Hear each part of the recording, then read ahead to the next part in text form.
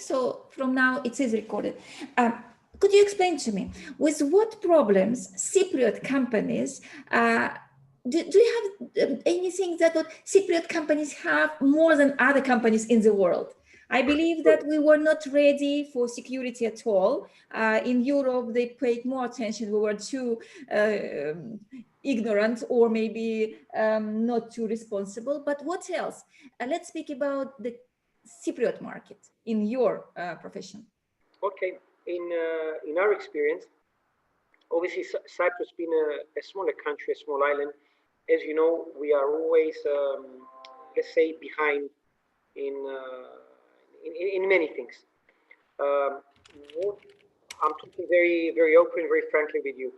In all industries in Cyprus, we don't have enough professionals. So not just cybersecurity, this is something we see in most professions. There are a lot of talented people, but the majority you see, I would say, they're not very professional. Now, cybersecurity, even though in Cyprus now most companies are aware, still we are behind, let's say, from other European countries. Now, other countries, bigger countries, they are more mature and more aware. So I will explain. Banks in Cyprus, of course, because they're banks, they will invest in security. A lot of law firms that they are our clients now, we saw that initially they wouldn't invest more or less anything into cybersecurity. And after they were breached, because we had a lot of breaches with law firms in Cyprus, they decided to make an investment. Forex companies. Forex companies, we evaluated a lot of companies. We see that they do not invest, and this is actually something that it's quite shocking.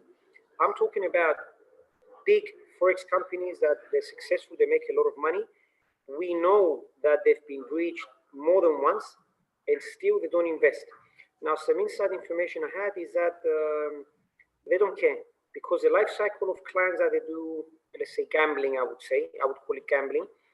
They know they will play with the money, and then these customers maybe for 1 week, 1 month, and the circulation of these customers is very, very quick. So if they get breached, they don't care. Now, a law firm, obviously an accounting firm, is more serious because of the GDPR now as well. Is the fines they're facing, it's the embarrassment and problem that we will have with the client, because I will give you some examples. A law firm that got, let's say, breached, the hacker will be sitting inside the network for 6 months to a year. They will be uploading all the data. And hackers now is not like it used to be back in the days. He was a young kid that he was playing and he was hacking. Now it's a serious business. You're talking about groups. Hackers now, it could be done from governments. It could be done from certain individuals. So what they do is, once they've hacked, let's say a law firm, they will take everything they have to somebody who is an expert to tell you, okay, this is a PEP client, and the worth you have here is 1 million, 2 million. So we saw cases we were involved, we were called to go and assist, that the hacker said, okay, I have 3, 4 PEP clients and I want 2 million. And the lawyer had to pay this amount of money. So going back to your question, our experience is that in Cyprus, we're still quite behind when it comes to cybersecurity. Now, awareness is very, very important. But the mentality in Cyprus in general is like, it's not going to happen to me. No, it's rubbish, because security, what is it? It's not something you see and you feel. When you see my watch I'm wearing here, it's, let's say, Rolex watch. You see it, I feel it, I touch it. Cybersecurity, it's not something that generates money for you.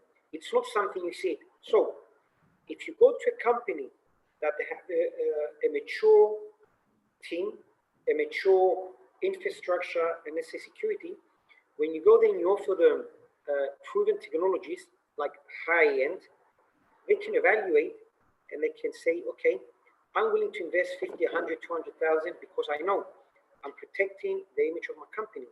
I'm protecting the most important assets of my company. I'm also protecting my clients. We do have such clients, but if you ask, the ratio is maybe I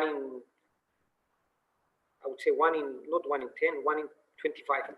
Is the cost prohibitive? I mean, how much does it cost to have security, cyber security in a service firm like legal firm or accounting, auditing? Okay, it all depends how much the customer is willing to invest. Now, this is a question. When we ask this question, the client gets a little bit thrown off. I'll explain. Security is not one thing. Security is different layers. Now, it doesn't matter how much you invest, you are never 100% safe. So what we tell clients, and you have to be honest with them, our job is to make it so difficult for the hacker to manage to breach you by putting layers on layers on layers. And I will give you a scenario to understand. So it's so difficult. The hacker says, you know what, forget this law firm. I will find another law firm that it's not as secure. That's the first thing. The second thing is by giving the customers what we call visibility, forensics tools, and the right solutions that in case of a breach, the customer will be able to identify the breach quickly and remediate. Because a hacker, when a hacker gets into a let's say a network, let's say a big company, it's like you jumping with a parachute into the Amazon. You don't know where you are, so you need to navigate. So by the time it takes a hacker to navigate, they need to start running certain commands and to do what we call lateral movement. So the lateral movement is trying to identify where your file server is, where your important documents are. By the time they do that, if you have the right technologies, even if you get breached, you will be able to identify, remediate instantly, firstly. Secondly, is to know what kind of attack was this. Was it a random attack? Was it a targeted attack? Is it sophisticated? Is it not sophisticated? What am I dealing with here? So this is where, how shall I say? Now it's all about intel, the intelligence you're offering the clients. It's not like it used to be. You put a firewall and it's blocking and allowing stuff. No, now you need to analyze the traffic. Everything's connected to the internet.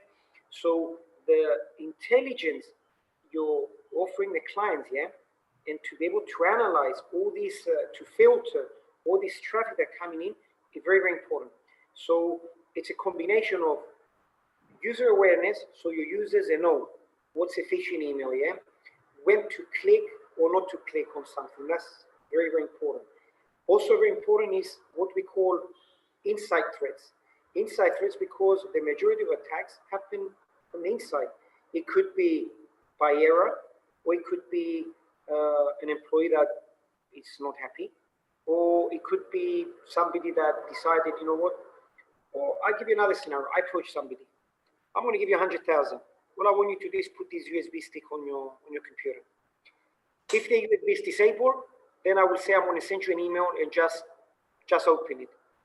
So it's always a way to approach this. So what we do is to try and educate clients and say, okay, what's your most important asset? Is it your clients? Is it the ERP you're using? Is it some knowledge base you have? Try and identify what's important for the client. Then, what impact will the customer have if you get breached? Or if your systems are down? If your systems are down for 1 day, 2 days, 3 days, how much does it cost you? So when the customer can weigh this, and we identify by helping him to understand what could go wrong, then the customer should come back and say, you know what, I have a budget of 50, 100, 200,000. Depending on the budget, you try to do the best that you can for that customer.